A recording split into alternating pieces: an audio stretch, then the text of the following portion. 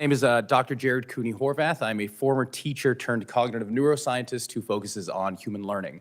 And I do not receive funding, nor have I ever, from big tech. So a sad fact our generation has to face is this. Our kids are less cognitively capable than we were at their age. Since we've been standardizing and measuring cognitive development since the late 1800s, every generation has outperformed their parents, and that's exactly what we want. We want sharper kids. And the reason for this largely has been school. Each generation spends more time in school. We use school to develop our cognition. Congratulations, you see your correlation. Until Gen Z. Gen Z is the first generation in modern history to underperform us on basically every cognitive measure we have, from basic attention, to memory, to literacy, to numeracy, to executive functioning, to even general IQ, even though they go to more school than we did. So why? What happened? What happened around 2010 that decoupled schooling from cognitive development? It can't be school. Schools basically look the same. It can't be biology. This hasn't had enough time to change.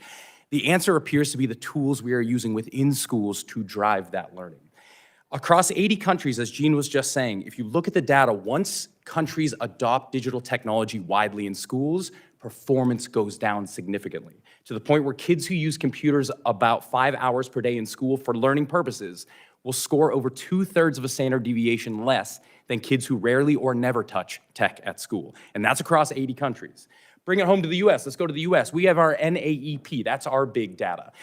Take any state, and here's a fun experiment you can try. Take any state NAEP data, compare that to when that state adopted one-to-one technology widely, and watch what happens. The NAEP data will plateau and then start to drop. Now, as Jean said, of course, this is all correlative. What we really want is causative. To get causation, what you need is academic research, and you need mechanisms, explanations for why we're seeing what we're seeing. Luckily, we have academic research stretching back to 1962 that shows the exact same story for 60 years. When tech enters education, learning goes down. In fact, one of the biggest ed psychologists right now, Dylan William out of the UK, recently said, ed tech is a revolution that's been coming for 60 years. And we're gonna have to wait another 60 because it ain't doing anything. Now that's research, but now we need mechanisms. Luckily, over the last about 2 decades, we've been doing a lot of work in what we call the science of learning. How do human beings learn? And we now have the clear understanding of why tech does not work for learning, and it is all biological. It's not that the tech isn't being used well enough, we haven't been trained enough, we need better programs. It's we have evolved biologically to learn from other human beings, not from screens. And screens circumvent that process.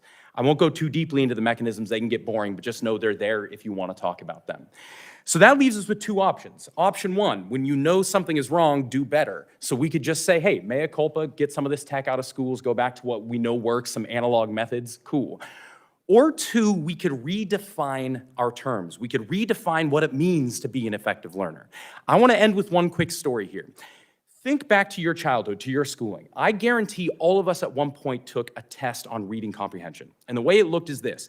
Here's a passage of about 750 words. Here are 10 to 12 questions about that passage. Most of them are inferential, not factual. They're asking you to go beyond what you just read to see what you understood. Cool. Last year, the SATs had a reading comprehension section. Here's what it looked like.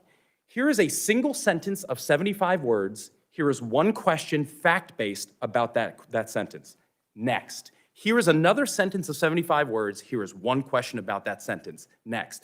Last year, they redefined reading comprehension to mean 54 short sentences with one question about each. That is skimming. That's not reading. Why would we ever do that? Because what do kids do on computers? They skim. So rather than determining what do we want our children to do and gearing education towards that, we are redefining education to better suit the tool. That's not progress, that is surrender. So as we go through our discussion today, there's gonna be a lot of talk about smartphones and social media, rightly so. But I'm the voice here to remind you that even in schools, it doesn't matter what the size of the screen is, if it's a phone, if it's a laptop, if it's a desktop, and it doesn't matter who bought it. Is it school sanctioned? Does it have the word education stamped on it? It doesn't matter. All of these things are also gonna hurt learning, which in turn are gonna hurt our kids' cognitive development, right at the time when we need our kids to be sharper than we are. So thank you guys so much for today. I look forward to talking with y'all.